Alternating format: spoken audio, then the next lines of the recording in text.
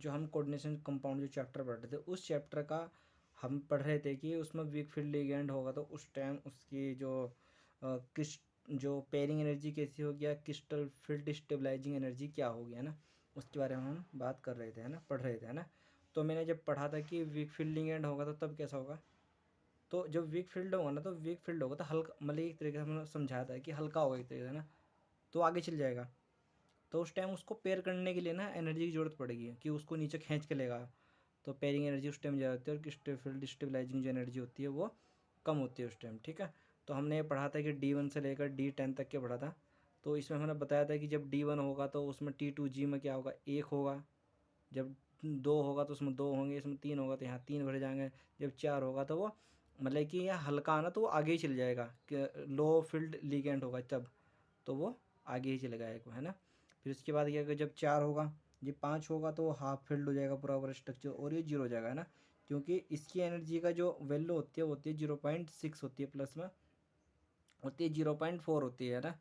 तो भाई 4 तिया 12 और 3 6 दूनी 12 ही होगा, तो 12 बार तो 0 हो जाती है वैल्यू, ठीक है। फिर उसके बाद D6 पढ़ा था हमने, उसमें एक पेयर आ गया। अब यहाँ पे एक पेयर हो गया, एक पेयर बन गया, है ना। 6 में 7 में 2 पेयर बन गए। फिर D8 होगा तो 3 पेयर बन जाएंगे, D9 होगा तो 4 पेयर बन गया, और D4 होगा तो 10 होगा तो ये पेयरिंग बन जाएगी इसमें, है ना। तो अब क्या होगा ना इसमें, अब इसमें क्वेश्चन किस तरीके से आते हैं ना, वो मैंने समझाया था अच्छे से। अब क्वेश्चन फिर भी मैं पढ़ लेता हूँ यहाँ से। अब क्वेश्चन ये पूछेगा कि among the following complex the one which जो shows zero stabilising energy, zero कौन सा शो करता है, तो जाहिर सी बात है जीरो हमने देखा है कि जो D5 होता है उसमें जीरो आती है वैल्यू, है ना, और जो D10 होता है उसमें जीरो वैल्यू आती है। तो जो इसमें देख लो कि इलेक्ट्रो कॉन्फिग्रेशन किसका D5 आ रहा है ना। अब अगर हम इसके लिए निकाल लो ऑक्सीडेशन नंबर 5, जी क्योंकि मुझे पता है कि आयरन कितना होता है 26 होता है ना। तो इसमें क्या होगा 3 प्लस है तो 2 एस के चल जाएंगे और 1 डी का चल जाएगा, तो वहाँ के 3D5 है तो इसकी वैल्यू क्या होगी 0 होगी। मैग एम एन का 28 होता है। तो इसमें क्या होता है ना जो कोबाल्ट, तो कोबाल्ट में क्या होता है 27 होता है, तो उसमें क्या होगा 27 ओ एस में चल जाएगा उसमें, लेकिन अनपेयर्ड रह जाएंगे इसमें भी कोबाल्ट, है ना। तो इस तरीके से हम उसमें निकाल सकते हैं, ठीक।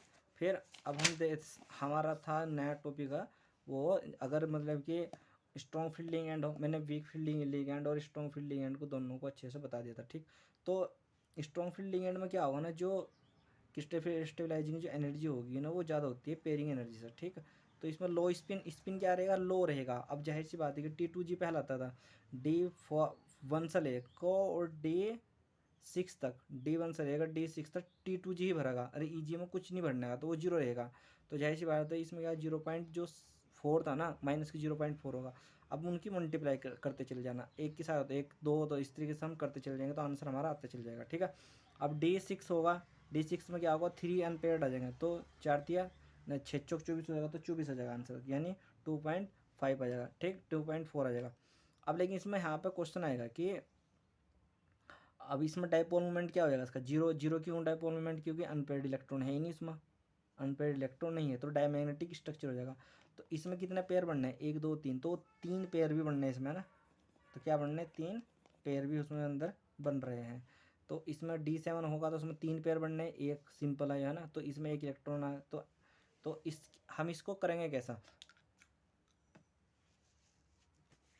तो हम इसको कैसे करेंगे भाई, हम इसको करने का हमारा तरीका होगा जैसे कि अब डाइपोल मोमेंट यहाँ से है एन, ये है ना एन की वैल्यू यहाँ से एन, तो अंडररूट में क्या होगा n+2 है ना, ठीक। तो अगर अनपेयर्ड इलेक्ट्रॉन की वैल्यू 1 आ गई तो यहाँ 1 रख दो, तो यहाँ 1+2 तो कितना हो जाएगा भाई, ये 3 हो जाएगा ना, तो 3 अंडररूट 3 हो जाएगी, अंडररूट 3 वैल्यू हो जाएगी।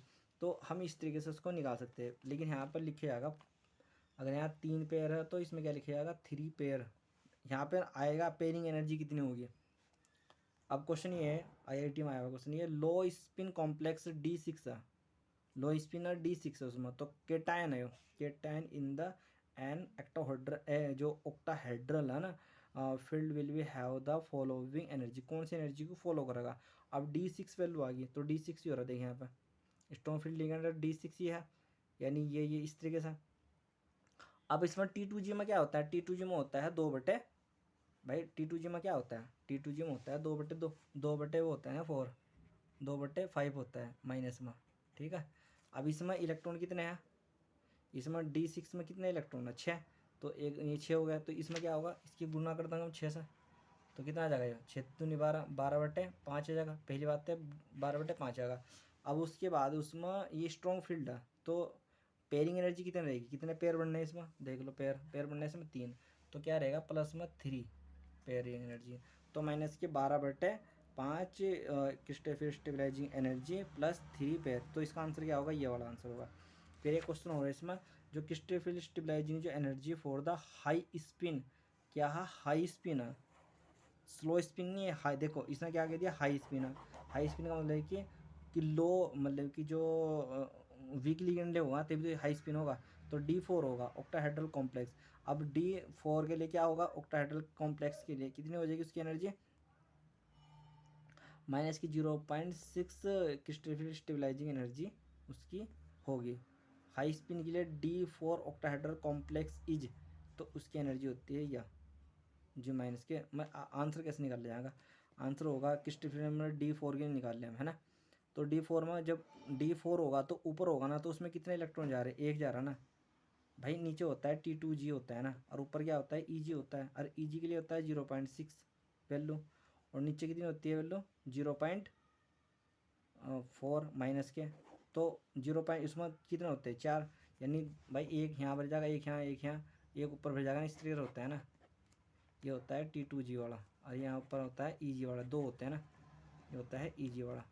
तो क्या होगा, तो भाई इसमें मल्टीप्लाई कर दो, इसकी 0.4 है, ये तो 0.4 होती है, माइनस में इंटू 3 प्लस, अब उसमें कितना होता है 0.6 होता है, तो 0.6 इंटू 1, तो ये कितना आ जाएगा 12, तो कितना आ जाएगा माइनस के 6 तो आएगा आंसर, क्योंकि 6 वो भाई ये माइनस के 6 से आएगा, क्योंकि 4 तिया 12 होगा ना, तो 12 में से प्लस के 6 गए, तो कितना बचेगा 0.6 ही बचेगा, तो इसकी आंसर होगा ये। अब इसमें क्वेश्चन यहाँ पे दे रखा है, ये भाई क्वेश्चन आते हैं 100% आते हैं नीट में क्वेश्चन, ये यही नीचे क्वेश्चन पूछता है, what is the electric configuration of the central atom, जो सेंट्रल का जो मेटल एटम है उसका इलेक्ट्रॉन कॉन्फ़िगरेशन क्या होगा। तो इलेक्ट्रॉन कॉन्फ़िगरेशन निकालने के लिए हमें क्या करना पड़ेगा, इसमें देखो इसमें क्या कर रखा है इसने, ठीक, तो यहाँ पे देख लेते हैं इसका इलेक्ट्रॉन कॉन्फ़िगरेशन क्या होगा।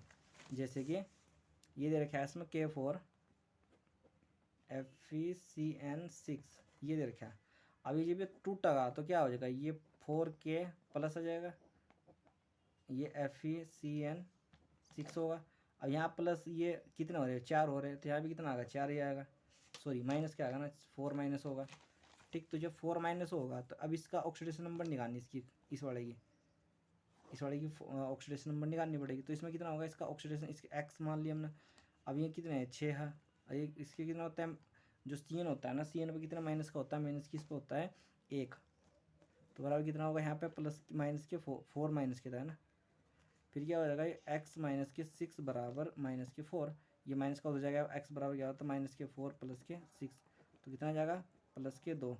तो उस आयरन की जो वैल्यू होगी ये प्लस के 2 होगा, प्लस के 2 होगा। तो जब प्लस के 2 होगा तो इसमें देख लो प्लस के जब 2 होगा तो इसका इलेक्ट्रॉन कॉन्फ़िगरेशन क्या होगा, भाई फॉर्मूला होता है ना DS2 और Fe3D6 होता है ना, 3D6 होता है, लेकिन ये क्या है F2 प्लस है, तो इसके तो चले जाएंगे इलेक्ट्रॉन यहाँ के, तो बचा क्या 3D6, यानी क्या बच गया ये 3D6 वाला बच गया ऑप्शन। तो 3D6 में क्या होगा ना, अब भाई लीगेंड कौन सा, लीगेंड है भाई CN है ना, CN क्या स्ट्रॉन्ग फील्ड लीगेंड होता है ना, तो क्या करेगा पेयरिंग कर देगा, क्या कर देगा ये अंदर ही पेयरिंग कर ला नहीं कर लगा, यानी कहना का मतलब ये T2G होगा। अब ये स्ट्रॉन्ग फील्ड लीगेंड आ गया, अब जब स्ट्रॉन्ग फील्ड लीगेंड होगा तो ये जो 6 इलेक्ट्रॉन है ये नीचे भर जाएंगे ना, ठीक, और ऊपर जो EG होगा उसमें उसमें तो कोई इलेक्ट्रॉन जा ही नहीं रहा, तो इसके लिए फॉर्मूला क्या बनेगा, यानी इसके लिए क्या बन जाएगा T2G6 और EG क्या होगा 0, तो ये वाला ऑप्शन सही रहेगा ना। तो इसमें क्या होगा T2G6 होगा और EG क्या होगा इसमें 0 होगा। ये इंपॉर्टेंट क्वेश्चन, यही क्वेश्चन आएंगे यहाँ से है ना, इसी तरीके से क्वेश्चन बनते हैं इस चैप्टर में से, ठीक। फिर उसके बाद क्या होगा, अब हम पढ़ते हैं पहला का जो वो ना spectro chemical series. Spectro chemical series में हम क्या करते हैं, देखो स्पेक्ट्रो केमिकल सीरीज को हम देखो यहाँ पे मैंने एक ट्रिक लिख रखी है, अगर ये ट्रिक समझ में आ जाएगी जल्दी तो अच्छी बात है। जैसे कि एक ट्रिक है, इसे लिख लेना है ना, ये बहुत इंपॉर्टेंट है, याद काम होगी बहुत ज़्यादा। आई बाहर सचिन क्लास से फरार। आई का मतलब भाई आयोडीन है, या फिर ब्रोमीन है, या फिर सचिन है ना, सचिन है, सचिन हो गया, फिर क्लास Cl, फिर SO2 नेगेटिव। ये मतलब कि इलेक्ट्रोकेमिकल सीरीज है, ये इंपॉर्टेंट है भाई। फरार यानी F है यहाँ, फिर यहाँ पर थार, यार यार, फिर यार यहाँ से क्या यूरिया आयो, NH2 ये CO, ये यूरिया होगा यहाँ पर। आई फिर क्या को OH नेगेटिव होगा, यानी ओजा OX2 माइनस, फिर पानी ला, पानी H2 मानी पानी को लेकर, नशा NCS नेगेटिव, तो ये सब नशा हुआ इधर इधर इधर इधर हो गया, ये EDT2 माइनस के 4 हो गया। फिर गली में ये Cl ग्लाइसिन होगा ना, तो गली में हो गया अमोनिया, क्या ये अमोनिया, वो क्या आता है यूरिया आता है, ये क्या है अमोनिया, हाँ अमोनिया। पीकर मैंने पायरिडीन होगा यहाँ से, फिर ये ईन हो जाएगा यहाँ से, है ना, SO3 नेगेटिव हो गया। सालोने ने मतलब कि NO2 नेगेटिव ने, फिर यानी यहाँ फिर यहाँ पे क्या हो जाएगा FeN, फिर ठीक, फिर उसके बाद क्या होगा सीन, फिर सीन को पहला, है ना, सनी को पहला SN नेगेटिव, और फिर क्या होगा CO कार्बो। तो इसको क्वेश्चन भाई इस तरीके से इसको याद रखना, ये स्पेक्ट्रोकेमिकल सीरीज होती है ना, स्पेक्ट्रोकेमिकल सीरीज। इसी के द्वारा हम क्रिस्टल फील्ड स्टेबलाइजिंग एनर्जी को भी एक्सप्लेन कर सकते हैं, और इसी के द्वारा मतलब कि बहुत सारी चीज़ें इसी से पता चलता है ना। तो यहाँ पे हम फिर मैं दोबारा बोल रहा है इसको, आई बाहर सचिन क्लास से फरार, यार ओजा और पानी ला, नशा हुआ इधर गली में, अमोनिया पीकर इन सालों ने, फिर सनी को पेला, फिर सनी को क्या कर दिया पेला, CO, है ना। तो ये इस तरीके से हम भाई इस तरीके से इसको याद करने की ज़रूरत है, इसको ही याद करना, ठीक। अब हमें इसके ऊपर क्वेश्चन होता है ना, इस देखो इसको ना इम्पोर्टेंट है, स्पेक्ट्रोकेमिकल सीरीज से ना कलर के क्वेश्चन ज़्यादा होते हैं। Colour formation in complex, colour का फॉर्मेशन किस तरीके से कॉम्प्लेक्स के अंदर होता है। देखो अगर किसी का 0 हो रहा है, या फिर D10 हो रहा है, तो कलरलेस है, मतलब कि D की वैल्यू अगर 0 आएगी, D की वैल्यू 10 आ गई, तो क्या होगा, तो 0 होगा, है ना, ठीक। अगर D1 से D9 तक मतलब कि D ऑर्बिटल अनफिल्ड हो रहा है ना, तो उसमें क्या कलर होने के चांस पूरे है, ठीक है ना। अब जैसे कि यहाँ पे दे रखा है FeCN6 4 नेगेटिव, तो ये Fe2+ हो रहा है, तो D6 हो रहा है, तो क्या उसमें कलर होगा भाई, D6 आ गया यहाँ पे, वही तो वो देख रहा है ना इलेक्ट्रॉन कॉन्फ़िगरेशन क्या है, यहाँ 10 आ गया कलरलेस है, इसमें 0 आ गया तो ये कलरलेस होगा, इसमें D2 तो कलर होगा इसमें, बस यही बताना है इसमें, और क्या। अब क्वेश्चन ऐसा आ सकता है कि भाई ये क्वेश्चन आ सकता है कि विबग्योर तो हमने पढ़ाई था, और विबग्योर में हमने ये पढ़ा कि एनर्जी होती है 1/λ के, ये हमने पढ़ रखा है ना। तो विबग्योर में क्या होता है, अगर ये अल्फ़ा की मतलब कि जो लैम्डा है इसकी वैल्यू बढ़ेगी, तो एनर्जी क्या हो जाएगी, कम हो जाएगी ना। तो जो ये स्टेबलाइजिंग एनर्जी होती है ना, इन्वर्सली प्रोपोर्शनल होती है एब्जॉर्बिंग जो वेवलेंथ होती है उसकी, है ना। अब देखो इस आधार पर क्वेश्चन किया जाएगा, कैसा क्वेश्चन होगा, क्वेश्चन ये होगा, क्वेश्चन एक और देखो, चलो इस क्वेश्चन को हम कर ही लेते हैं। वो correct increasing order for the alpha of a absorption in the visual region for the complex for the CO3+ is, यानी जो CO3+ है ना उसके उसमें की क्या उसकी एनर्जी है वो ध्यान रखनी है इसमें, है ना, कि कैसा कलर होगा, एब्जॉर्प्शन कैसा होगा। जैसे कि COH2 6, यहाँ से पहले इसमें देख CO तो सब में ही रहेगा, H2 होगा यहाँ से लीगेंड, यहाँ इन लीगेंड है, यहाँ NH3 लीगेंड है ना, इस तरीके से दे रखा है, इन 3 लीगेंड है यहाँ। अब हम पता होना चाहिए कि H2 कहाँ से था, नशा पानी ला, पानी तो हो रहा है यहाँ से, इन तो सबसे हो रहा है यहाँ से, और NH3 के यहाँ नशा अमोनिया हो रहा है यहाँ से, है ना। तो सबसे पहला कौन आएगा, सबसे ज़्यादा स्ट्रॉन्ग मतलब कि लीगेंड कौन सा, सबसे ज़्यादा स्ट्रॉन्ग लीगेंड कौन सा हमारा है, इन वाला, इन क्या है सबसे ज़्यादा स्ट्रॉन्ग है, फिर अमोनिया उससे कम स्ट्रॉन्ग है, फिर क्या है H2 उससे कम स्ट्रॉन्ग है। तो यानी जो लीगेंड की जो स्टेबिलिटी है, तो उसमें सबसे ज़्यादा स्ट्रॉन्ग कौन है, इन, फिर उसके बाद क्या है NH3, फिर उसके बाद क्या है H2। हमें पता है कि जो सबसे ज़्यादा स्ट्रॉन्ग लिगेंड होगा तो वेवलेंथ तो उसकी कम होगी ना, तो वेवलेंथ किसकी कम हो, सबसे ज़्यादा, मतलब कि आंसर क्या रहेगा इसका, डिक्रीजिंग ऑर्डर में लगाना है ना इसको, नहीं इंक्रीजिंग ऑर्डर में, तो इंक्रीजिंग ऑर्डर होगा इसका ये, मैं देखिए इसमें ज़्यादा फिर इसमें कम, इसमें फिर कम, इस तरीके से होगा। अब कभी कभी ऐसा होता है कलर के क्वेश्चन रहते हैं ना, चेक मतलब ये कलर किस तरह, देखो अगर ये कलर के क्वेश्चन देख, स्पेक्ट्रोकेमिकल सीरीज हमने पढ़ ली, देख रेड के अपोजिट रहता है क्या, ग्रीन, अगर ग्रीन होगा तो रेड मिलेगा इस तरीके से, ऑरेंज होगा तो ब्लू मिलेगा, और वॉयलेट होगा तो येलो मिलेगा, ये एक स्ट्रक्चर है। फिर उसके बाद हम पढ़, देखो इसका क्वेश्चन ये है कि among the following colour compound is, colour compound कौन होंगे, देखो कलर कंपाउंड वे कंपाउंड होंगे जो coloured compound is, colour compound होने के लिए क्या चाहिए, उसका मतलब कि उसके ऊपर कुछ आयन होना चाहिए, है ना। देखो ये तो सिंपल है, ये तो होने के नहीं, कलर कंपाउंड वही होंगे जो कोऑर्डिनेशन कंपाउंड होंगे, पहली बात तो यार। लेकिन ये CH3 है, ठीक, तो ये कलर कंपाउंड होगा, ठीक है। अब एक क्वेश्चन ये आ गया कि जैसे कोबाल्ट CN6 3 नेगेटिव हुआ, ये complex ion of the cobalt 3+ absorbed in the radiation in violet, violet radiation में इसको कॉम्प्लेक्स यो बना रहा है, ठीक, of the visual light it is aqueous solution therefore the appear. अब जब ये रेडिएशन ना मतलब कि वॉयलेट कलर में हो रहा होगा तो उस टाइम जो अपियर जो लाइट है ना वो सॉल्यूशन के अंदर किस तरीके दिखाई देगी।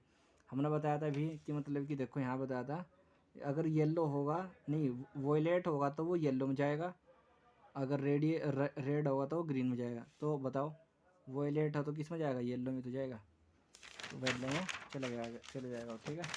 अब उसके बाद ये है क्रिस्टल फील्ड स्टेबलाइजिंग जो एनर्जी है वो टेट्राहेड्रल कॉम्प्लेक्स के अंदर है। मैंने बताया था कि थोड़ा सा अंदर टेट्राहेड्रल में, इसमें टेट्राहेड्रल में क्या रहेगा, नीचे आ जाएगा, ठीक, यानी 0.6 जो होगा ना वो नीचे आ जाएगा और वो ऊपर चले जाएगा टेट्राहेड्रल में, ठीक है ना। T2G ऊपर जाएगा और EG कहाँ जाएगा, नीचे, ठीक है ना। तो ये अंतर बस छोटा सा, और कुछ ज़्यादा नहीं है। अब ये क्वेश्चन आता है कि मतलब कि क्रिस्टल स्टेबलाइजिंग जो एनर्जी है ना वो किस में, स्क्वायर प्लेनर के अंदर, स्क्वायर प्लेनर में थोड़ा सा केस थोड़ा सा डिफरेंट होता है। इसमें क्या होता है ना, देखो इसमें ना जो 3 होता है ना, इनमें से ना ये सिंगल सिंगल हो जाते हैं, पहली बात है। जो जो 3 में था वो दो दो और 1 का रेशो में हो जाएगा, और जो 2 में था वो सिंगल सिंगल हो जाएगा। जैसे कि जिस टाइम ये वाली बात आती है ना, यहाँ तक तो हमें पता था, यहाँ तक तो हम लोग समझ गए थे कि भाई ये ऊपर होता है नीचे होता है इस तरीके का। अब ये टूट का ना ऊपर का नीचे, ये नीचे का ऊपर चल जाएगा और ऊपर का नीचे जाएगा, बीच में खाली जगह रह जाएगी। देखो अभी हमें पता है कि DXYZ था, ये DXY, इसमें से ना DXY है ना, इसको ना जो बार वे वो था ना, उसको वो कहाँ चलेगा, ऊपर, और यहाँ से उसके साथ था जो वो आ जाएगा नीचे की उसमें आ जाएगा, ठीक है। तो इनका जो एनर्जी डिफरेंस होता है ना वो होता है 1.74 डेल्टा जीरो, ये होता है, ठीक है ना, ये इम्पोर्टेंट है। अब इसमें ना रिलेशन पूछता है कभी कभी ना, रिलेशन क्या है, रिलेशन बिटवीन द टेट्राहेड्रल और ऑक्टाहेड्रल में। तो इसमें जो रिलेशन होता है वो होता है टेट्राहेड्रल की जो एनर्जी होगी वो ऑक्टाहेड्रल के 4/9 के हिसाब से होगी, ठीक है, 0.44 डेल्टा इसमें होगी, ठीक। ये फॉर्मूला है relation between the square planar और ऑक्टाहेड्रल, इसमें जो फॉर्मूला होगा इसके लिए होगा 1 स्क्वायर प्लेनर एनर्जी बराबर 1.74 ऑक्टाहेड्रल एनर्जी, ठीक है, इस तरीके से होगी। एक्सेप्शन है इसका, एक एक्सेप्शन किसका, इसका क्या है कि मतलब कि जो एक्सेप्शन है, जो अगर पीटी अगर कैडमियम आ गया उस टाइम स्क्वायर प्लेनर की जो एनर्जी होगी ना वो ऑक्टाहेड्रल के रिलेशन में 1.23 होगी, है ना, ये इंपॉर्टेंट है। अब ऑर्डर ऑफ स्टेबिलिटी किसकी ज़्यादा स्टेबल, ज़्यादा कौन है, हमने तीनों पढ़ लिया, स्क्वायर प्लेनर भी पढ़ लिया, फिर ऑक्टाहेड्रल भी पढ़ लिया, टेट्राहेड्रल भी पढ़ लिया ना। अब स्क्वायर प्लेनर की एनर्जी सबसे ज़्यादा होती है, फिर ऑक्टाहेड्रल की होती है, फिर स्क्वायर में शॉर्ट में याद रखते हैं ऐसा SOT, एस मैंने स्क्वायर प्लेनर, ऑक्टाहेड्रल, फिर टेट्राहेड्रल, इसकी एनर्जी सबसे ज़्यादा होती है। फिर उसके बाद हम क्वेश्चन जो है ना, अब इसके फैक्टर अफेक्टिंग द, अब इसके ना फैक्टर अफेक्टिंग याद रखने हैं ना, फैक्टर अफेक्टिंग क्या, किस फैक्टर से अफेक्ट हो सकते हैं भाई, नेचर ऑफ लीगैंड के नेचर से तो सब कुछ ही हो रहा था। अगर वीक फील्ड लिगेंड है तो पेयरिंग एनर्जी जा लग रही थी, अगर स्ट्रॉन्ग फील्ड लिगेंड है तो पेयरिंग एनर्जी नहीं लग रही थी, तो वही ध्यान रखना। तो स्टेबिलिटी जो होगी ना डायरेक्टली प्रोपोर्शनल की उसकी एनर्जी होगी, stability power of ligand, ligand की जो स्प्लिटिंग पावर होगी, ठीक है ना। नेचर ऑफ सेंटर मेटल के उस पर भी डिपेंड करेगा, यानी oxidation state of the centre metal, यानी जो एनर्जी होगी ना, अगर oxidation state of centre metals के डायरेक्टली प्रोपोर्शनल होती है ऑक्सीडेशन स्टेट के। जैसे कि ये अगर हमने यहाँ से 2+ हो तो यहाँ 2+ होगा तो इस पर 2+ हो जाएगा, ये 3+ है तो ये क्या हो जाएगा 3+ हो जाएगा यहाँ से, है ना।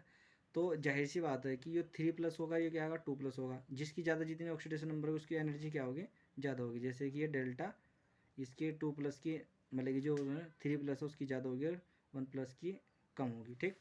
उसके बाद एनर्जी है। अब एक क्वेश्चन यहाँ पे आता है कि यहाँ से भी निकाल सकते हैं, ये तो जीरो होता है ना इनकी दोनों की। अब ये प्लस है 2+, ये क्या 3+ है, तो इसकी एनर्जी क्या होगी ज़्यादा होगी, उसकी एनर्जी क्या होगी कम होगी। क्यों होगी भाई ऐसा कम क्यों हो गया, क्योंकि ये डिफरेंट एटम है, वहाँ सेम एटम था इसलिए। फिर इफ़ यदि oxidation state same central metal different, यानी सेंट्रल मेटल क्या होगा डिफरेंट हो गया और जो लिगेंड है वो क्या हो गया सेम हो गया, तो उस कंडीशन में क्या होगा ना 1/4 number of electron in the D orbital, D orbital में नंबर ऑफ इलेक्ट्रॉन के आधार पर देखे जाएगा, समझ गए ना। जो वहाँ केस था ना ये केस यहाँ से, जैसे कि भाई यहाँ तो ये क्या ये दोनों सेम है ना, तो यहाँ से क्या है ये निकल और यहाँ क्या कोबाल्ट है, ज़्यादा इलेक्ट्रॉन किस में कोबाल्ट में, निकल में क्या कम। डी ऑर्बिटल में नंबर ऑफ इलेक्ट्रॉन कितने हैं उसके अंदर उस पर तो निर्भर करेगा ना। जो D7 है ये क्या है D8 है, और पूछ रहा क्या था